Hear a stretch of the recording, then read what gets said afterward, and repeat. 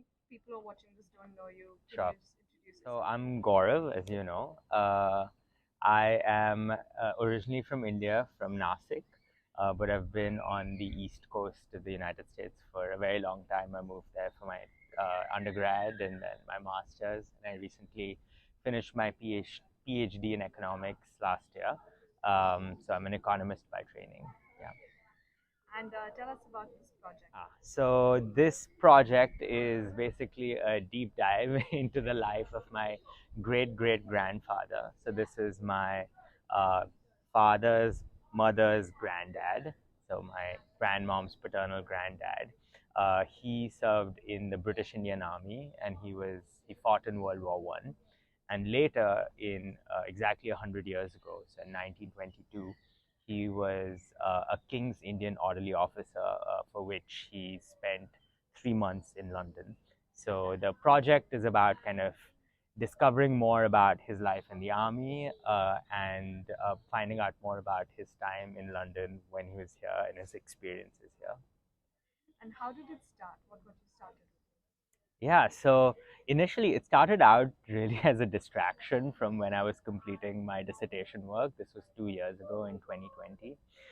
And so I needed like a side project to take my mind off economics.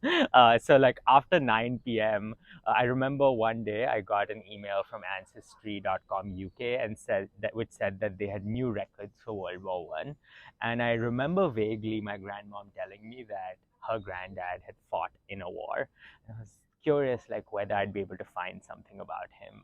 And so it started off with creating an account, and like the free trial, and just typing out all sorts of permutations and combinations of his name, because I knew that likely the way it's spelled now is not the way I would find it back then. And then finding a lead and kind of taking it from there. Yeah. Once you finished your ancestry.com research, Yeah. what else did you start digging up? Yeah, it was surprising. So once I actually landed up on the way his name was spelt back then, I was surprised to find that I could find a lot about him online. And this was due to the fact that both because he had received a few medals from his service in the war, and there was mention of his service in a few sort of digitized books and sort of other sources online, and also because he had been invited to be or appointed as the King's Indian Orderly Officer for 1922, and so there were public records about his time in London, photographs online, which have probably existed for a while, but I didn't know anything about them. So a lot of Google searching, a lot of going through older newspaper articles. Yeah, it was basically kind of um, gave me plenty of information to go with. So, Yeah. what surprised you when you came across these photographs and articles? Uh, oh, well, the first thing was the fact that they existed and that I didn't know about it, and that a lot of the people in my family didn't know about it. So my parents had no idea that he spent time in London and all of this material existed. I think the kind of biggest shocker was that I was actually able to find videos from back then that have been like recently uploaded on YouTube, and so there are actually videos of my great great granddad on YouTube. Which was very surprising because I didn't even think of videos from so far back then, and much less of him being in them. Yeah. And how did it make you feel when you saw this stuff come up online? Uh, it was, I don't know, it was a mixture of feelings. I was very excited. Excited because I felt like I'd sort of discovered something new, not just for myself, but also for my family. And I was excited to share it with my immediate and extended family. And I was really happy and excited and encouraged by their reactions. They were thrilled that someone from my generation was taking an interest in their granddad and therefore also just their lives. Um, and so that was very encouraging. I think another sort of feeling that I had was a lot of these events or people, so King George the Fifth and these monuments in London, which I'd viewed or experienced as a tourist in the past. I didn't know that I would have had such a sort of personal connection to them. And so, um, thinking about that, I was struck by that I had sort of a personal connection in this way that I never knew about when I'd visited them as a kid. Did you decide Yeah. to come to London this month? Yes. So this month was exactly 100 years since my great great granddad was in London. So one was to kind of just mark his time here. So it felt the right sort of time to do it. I think um, another reason that I was here was I wanted to dig in more, and I knew that there were a lot of sources at the British Library that I hadn't sort of tapped into before, and so this would be an excellent sort of opportunity to do that. And then finally, I mean, um, research online or like looking at primary sources is one thing and gives you sort of one kind of um, perspective into what his experience would have been like. But I think inhabiting the spaces where he would have been in, that's another perspective, and I wanted to sort of do that and retrace his steps as well. So I think those are some of the things that I was thinking planning this trip. Yeah. So where all did you go in London to retrace his steps? So the big one was where he and the other officers lived. So that was 49 St. George's Drive, and so I decided to sort of stay pretty close to that area, so that I could walk around and explore that area just as he would have 100 years ago. Um, so we went to the house and. Um, was very lucky because I happened to come across meet the owner, the present day owner of that house, as I was taking pictures outside it, and he asked me why I was sort of interested in the house. I gave him a sort of background, and he was kind enough to let us take a peek inside the house. So I got to see the inside of the house, and while a lot of it has changed, some of the sort of old features of the house are still intact. And so that really felt like, inhabiting that space that he would have while he was here. Yeah. So what kind of emotions did you feel when you entered that house? First, I just felt lucky that I could go in and that I actually happened to meet the owner there. Yeah, but it definitely felt a little bit like history coming alive, and it's strange because in India, it's not that uncommon to inhabit spaces where your ancestors have been and lived, because we often have connections to our ancestral villages and homes, and but I think what was particularly kind of striking about this experience was that I was in London, right? I was far away from home. And in my family, at least my immediate family, my parents, there was this idea that like me and my parents were kind of the first amongst our family to have traveled so extensively. But little did we know that like 100 years ago, my great great granddad was actually such a pioneer, and he had done it like way before us. And so I think it was a reminder of that too. Yeah. And what else did you do in London? So we walked around quite a bit in the areas he would have been in, and I knew from research he sort of went to. Um, we went to the British Library, as I mentioned earlier, to look at sort of more primary sources and material, because I know they had a bunch of documents relating to kind of what the thinking behind setting up the King's Indian Orderly Officers as a sort of institution was. Um, uh, in addition, they also had more information about the house he would have lived in, sort of correspondences between the India office and the British Indian Army. And I also wanted to know a little bit more about the history of the regiment he served in, and so I got a lot of information about that at the library. Yeah.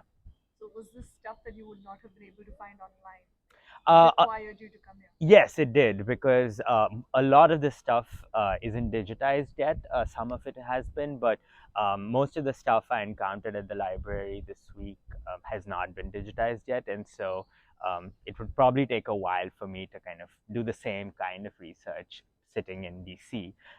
Yeah, the easiest way. And I think there's also benefit to actually being in the library and sort of um, both kind of witnessing what they have there on display and like just by happenstance picking up something that may actually be relevant and that could be a lead to something else, which you can't do as sort of easily when you're just researching online. Yeah. So. And what were the few things that you found in the library that were the most exciting? So I think I found more details about his time in the army and what happened sort of after World War One. I think we got a few leads onto why he may actually have been chosen as one of the four officers in 1922. So I learned that in February of 1922, the Prince of Wales um, was visiting India, and that my great granddad, and his regiment were part of some of the ceremonies that were part of the official visit of the Prince of Wales, and that he was very impressed with his regiment, which is the 116th Marathas, and had like specially congratulated them for their for their demeanor or whatever. So I'm guessing that that perhaps was sort of an indicator that maybe okay, he wanted to select someone from this particular regiment as a King's Indian orderly officer for that year, and because my great granddad was the highest ranked Indian officer in that regiment, um, he was probably selected sort of based on the interaction maybe that had happened a few months prior. Yeah, during the prince's visit.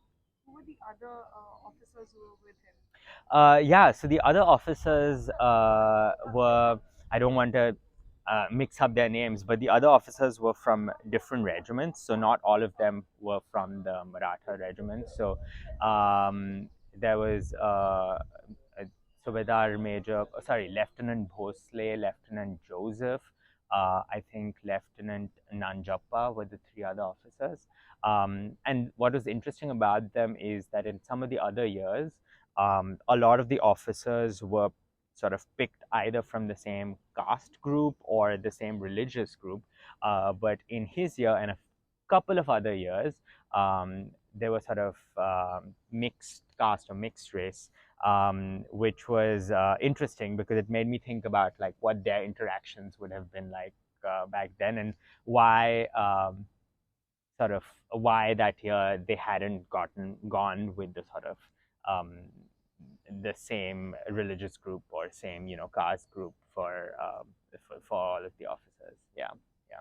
Did this project make you curious about your great great grandfather's life before and after the army, or before and after he visited London? Yes, yeah. I wish he would have, or maybe I don't know. Maybe one day I'll come across his own diary or papers about his time, because it definitely made me very curious about what his experience would have been like, and maybe how perhaps the way he viewed the world or viewed the empire changed or stayed the same after his visit here, and maybe like what he kind of communicated to the rest of the family or to the rest of his officers once he was back. So yeah, it made me much more curious about all these things. Yeah. So, how did this project affect your relationship with history? Ooh. I think I touched upon this earlier, but I think it made some of these larger events that you study in history textbooks, the First World War, which seems so far removed, from our experience when you're studying it as a school kid. It made it much more personal. Yeah, it made it seem like I had a sort of personal stake in understanding these events better, these spaces better, that I just experienced as kind of a tourist before. And even these large historical events, um, I think it gave me a totally new perspective or a sort of lens through which now I'll take a second look at them. Yeah, so I think it's made me basically study my history again. Yeah, yeah. Do you feel history connects to identity in any way? And did you go through any experience with your identity when you were studying this history? No, it surely does. I don't know if I've uh, from this experience. I don't know if I've sort of come to any answers or like new conclusions about my identity, but it has, I think, posed a lot of interesting questions. I think one relates to how we think about history, and in particular how we think about our ancestors and what they did. um, I think my great great granddad's service in the British Army is probably led to sort of mixed feelings in my family about his legacy in some ways, and even within me, because I didn't know exactly when I started this what to think of his service. On the one hand, I knew that he'd won these medals because of his acts of bravery. He had sort of made a life or made a mark for himself um, by his service. And on the other hand, I know he was working for a colonial institution. Um, it sort of raised all of these questions about like mixed legacies, and how we think of them and how we relate to them, and how it sort of informs our identity, and how we think of our identity in relationship to our ancestors and the people who came before us. Yeah. How do you feel about your identity in relation to your ancestors?